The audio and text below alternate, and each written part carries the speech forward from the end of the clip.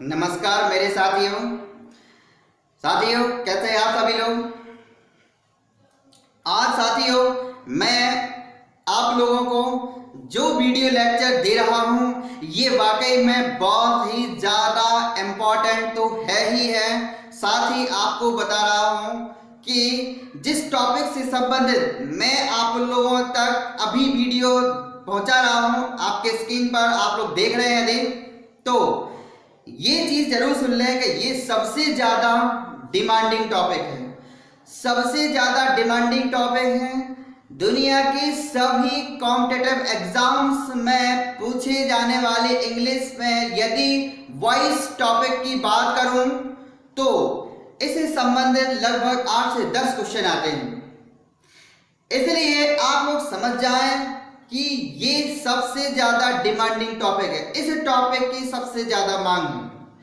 ये टॉपिक वाकई में थोड़ा बड़ा है, लेंदी है, लेकिन आप लोगों को समझाने की कोशिश लगातार मैं कर रहा हूं।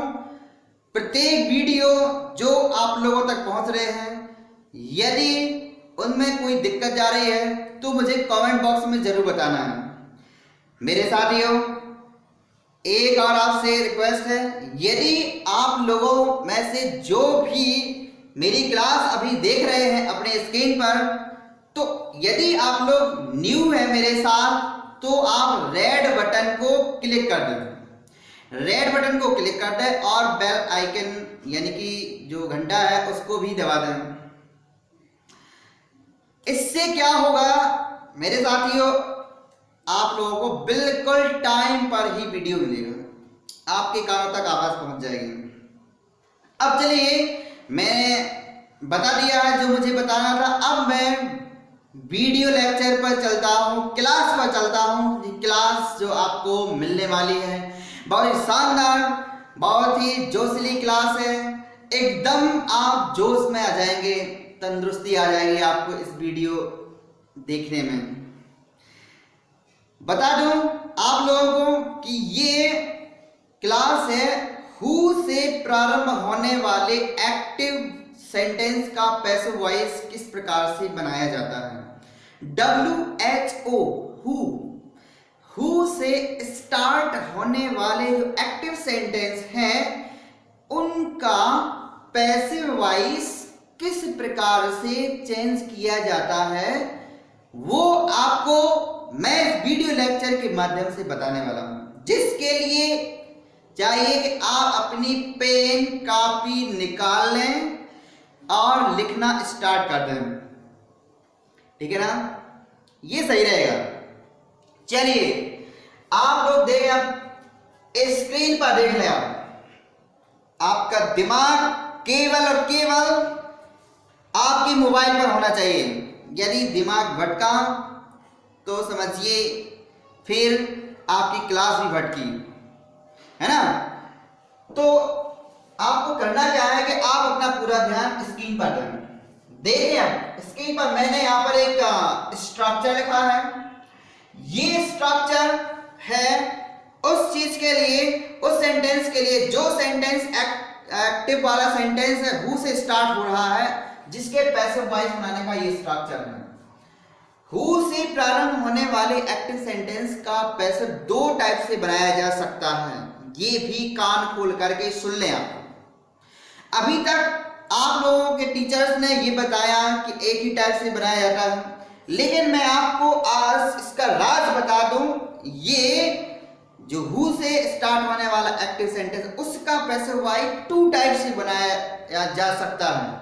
इसमें मैं कई ऐसी चीजें बताऊंगा आपको, अभी आप देखते रहे वीडियो को, जो आप लोगों को किसी भी टीचर्स ने नहीं बताई होगी। वाकई में आप उसे समझकर आप दंग रह जाएंगे और आप अपने डाउट को क्लियर कर लेंगे। अभी तो स्ट्रक्चर को देखो, बाय होम लिखा है, by whom plus helping verb plus object plus V3 plus question mark. Helping verb जिस भी टेंस का सेंटेंस होगा अब पैसिव वॉइस बनाते समय उसमें किस हेल्पिंग वर्ब का यूज करते हैं वो आपको पता होना चाहिए। इसके लिए चाहिए आपको सारे टेंस लर्न होना चाहिए। मैंने पहले ही बता दिया था कि वॉइस सीखने के लिए आपको टेंस आना बहुत ही ज्यादा जरूरी है। यदि टेंस नहीं आते हैं तो आप वॉइस की क्लास नहीं समझ सकते हैं। जिसके लिए यदि आप लोग कोई नए हैं तो मेरे जो टेंसेस की क्लास है वो भी आप देख सकते हैं। चलिए इसका और यहाँ पे दूसरा स्ट्रक्चर भी दिया है मैंने, who, helping verb, object V3 और बाय को यहाँ पर ऐड कर दिया और क्वेश्चन मार्क लगा दिया। हु का बाय हुम हो जाता है। हु एक सब्जेक्ट के स्थान पर यूज होता है। WH ये वर्ड है, ये WH वर्ड जो हु है इसका ये सब्जेक्ट के स्थान पर यूज होता है और इसका यदि आप ऑब्जेक्ट की बात करें तो ये बाय हुम हो जाएगा, है ना। बाय भी ऐड कर देंगे साथ में और हुम हो जाएगा, जैसे आप दिखा यहाँ पर। यदि आप बाय को यहां पर करते हैं तो यहां पर हु रहेगा केवल, ठीक है ना। चलिए अब मैंने कुछ एग्जांपल्स दिए हैं जिनको आप पढ़ करके समझ करके अपने डाउट क्लियर कर लेंगे, ये मेरा वादा है। जैसे मैंने एग्जांपल दिया, who taught you English, who taught you English। अब हमारे पास जो एक्टिव सेंटेंस है हमें ये चीज जरूरी है कि हमें पहचानना आना चाहिए, हमें आइडेंटिफाई करना आना चाहिए कि ये किस टेंस का सेंटेंस है, तभी हम पैसिव वॉइस अच्छे से बना सकते हैं। तो हम देख रहे हैं यहाँ पर कि ये सिंपल पास्ट का है, पास्ट इंडेफिनिट का सिंपल सेंटेंस, यानी इसमें V2 का यूज किया गया है यहाँ पर टॉट। ये क्योंकि इसमें और हेल्पिंग वर्ब भी नहीं है और प्रेजेंट इंडेफिनिट में SES होता है वो भी नहीं है, तो हमने जाना इसको, हमने पता लगाया कि ये सिंपल पास्ट है। और सिंपल पास्ट यानी कि पास्ट इंडेफिनिट टेंस का जो सेंटेंस यदि आप पैसिव वॉइस में उसे ट्रांसलेट कर रहे हैं, पैसिव वॉइस में उसको बना रहे हैं, तो हम पास्ट कॉन्टिन्यूअस टेंस की सहायक क्रिया यूज करेंगे, यानी कि वाज या वर यूज करेंगे। चलिए यहां पर आपने वाई हुम लिख दिया, देखते रहिएगा, इधर उधर नहीं जाइएगा।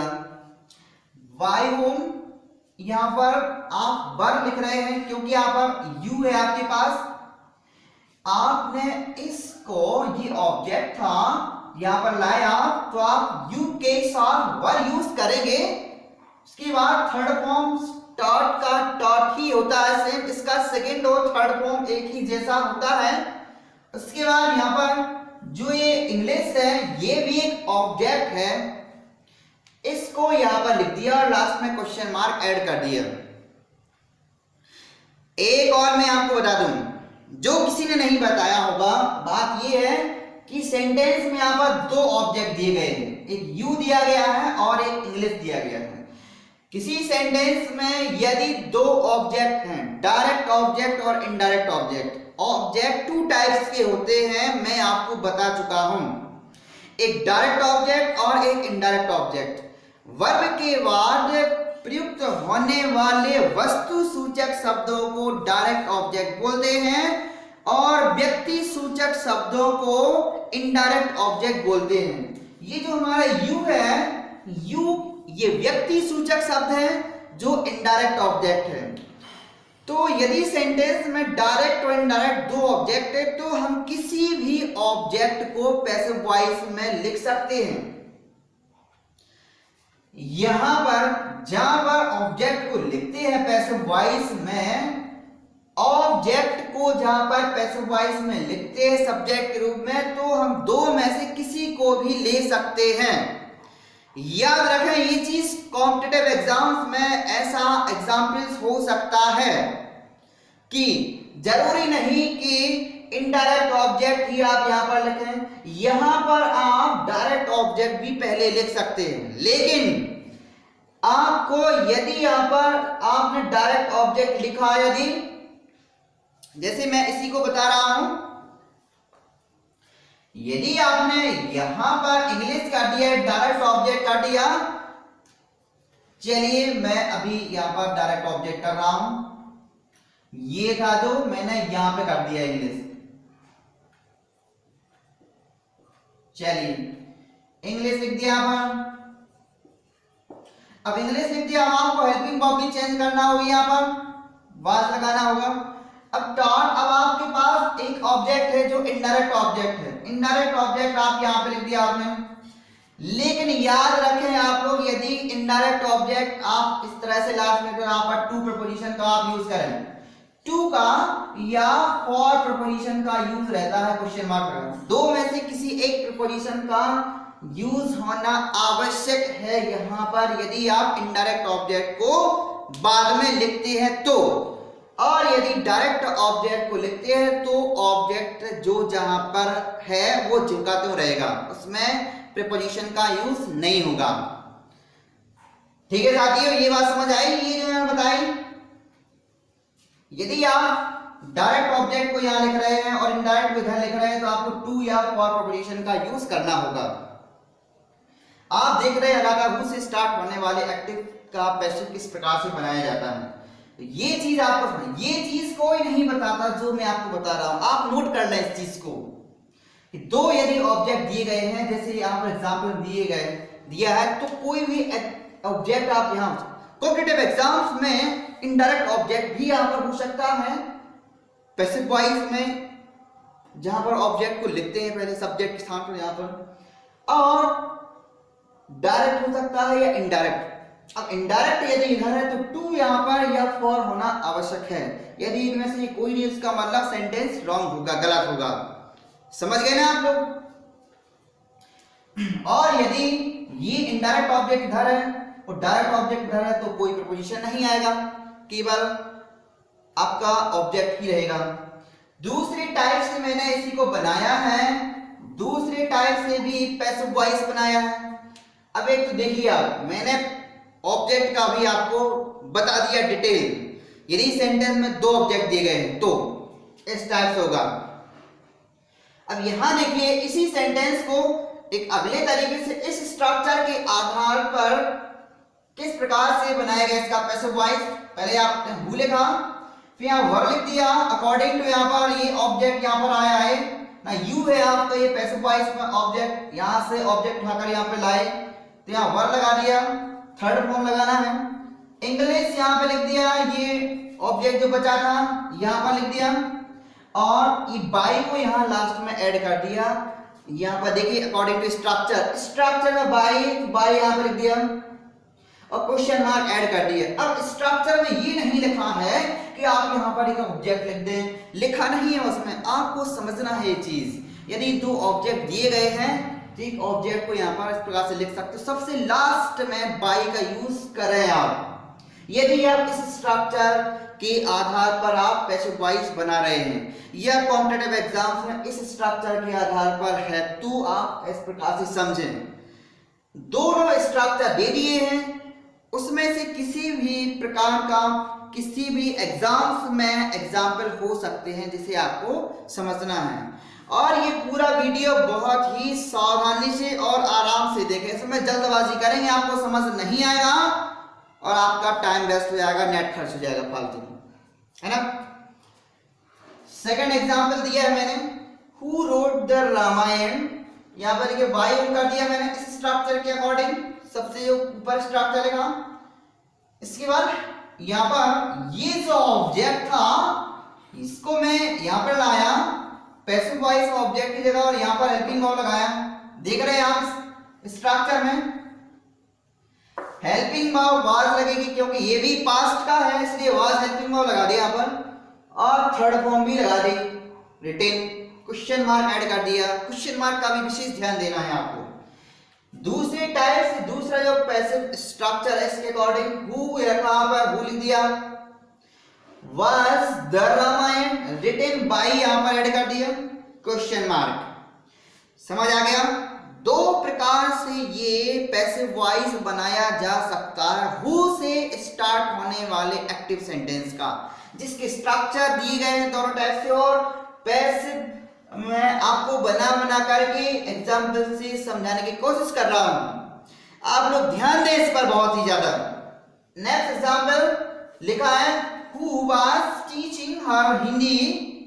देखिए यहाँ पर बाई हुम आ गया, यहाँ पर वाज लगा दिया, यहाँ पर सी आ गया, क्योंकि ये ऑब्जेक्ट था जो यहाँ पर ये सी में बदल गया।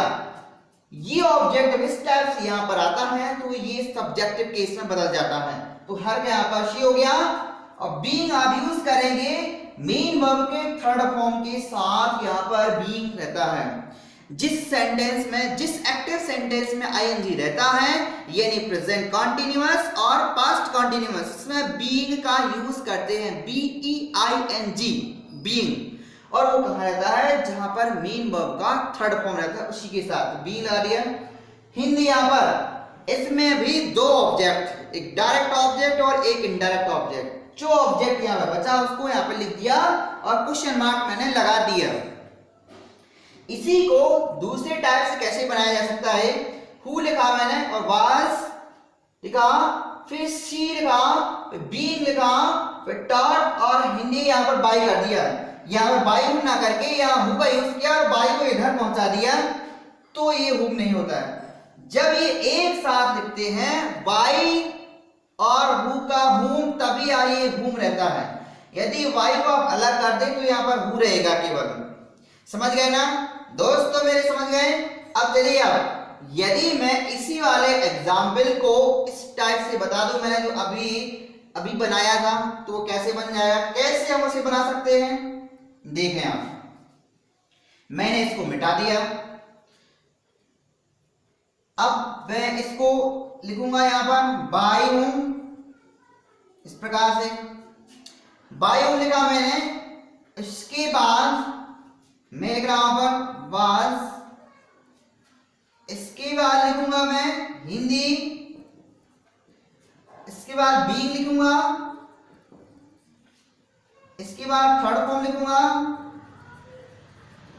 इसके बाद ये जो प्रपोजिशन, ये जो ऑब्जेक्ट बचा हुआ है आपका, ये ऑब्जेक्ट जो बचा हुआ है इसको लिखूंगा मैं हर,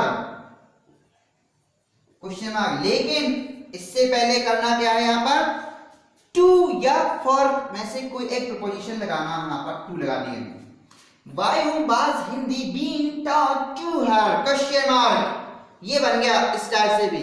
मैंने यही चीज बताई थी, ये चीज कोई नहीं बताता है जो मैंने बताई है कि यदि दो ऑब्जेक्ट हैं तो हम किसी भी ऑब्जेक्ट को ले सकते हैं, लेकिन यदि हम इनडायरेक्ट ऑब्जेक्ट को लास्ट में लिखते हैं तो हमें प्रपोजिशन एक ऐड करना होगा, टू या फॉर। ये याद रखें, आप लिख ले और नोट कर लें। Next example, who taught you grammar. ये भी सिंपल पास्ट, यहाँ पर एक सेंटेंस है आपके पास जिसको बनाया by whom were you taught grammar, ये बना दिया। अब यदि हम इसको इस टाइप से बनाया, इसको हम लास्ट में कर देंगे, ये यू है ना, तो ये ऐसे बन जाएगा बाय होम। इसके बाद अब ग्रामर यहाँ पर तो वाज हेल्पिंग वर्ब यूज करेंगे, GRAMMAR। यहाँ पर देखिए बाय होम वाज ग्रामर, इसके बाद टॉट आएगा, इसके बाद टू और इसके बाद यू और इसके बाद क्वेश्चन मार्क। ये चीज यदि आप इनडायरेक्ट ऑब्जेक्ट को लास्ट में लिखते हैं, सीधी बात है, और डायरेक्ट ऑब्जेक्ट को पहले आप लिखते हैं पैसिव में, जहां पर पैसिव का सब्जेक्ट बनाना पड़ता है, तो लास्ट में करना क्या होगा, आपको टू या फॉर प्रपोजिशन का आपको यूज करना होगा। ये चीज ये आप बना सकते हैं बाय है ना। दूसरा तरीका जो मैंने बताया था, ये भी आप याद रखें, है ना। ये आप ये इस प्रकार से यदि आप बनाते हैं तो ऐसे एग्जाम्पल आपको दिए गए हैं, समझ गए होंगे आप। बाई को इधर लास्ट कर दें और को यहाँ पर स्टार्ट पे कर दें। समझ आ गया? समझ में नहीं आया नहीं तो मुझे कमेंट बॉक्स में बताएं, और समझ में आ गया तो कमेंट बॉक्स में मुझे बताएं कि समझ आ गया। तो दोस्तों ये रही आज की शानदार और एक जोशीली क्लास।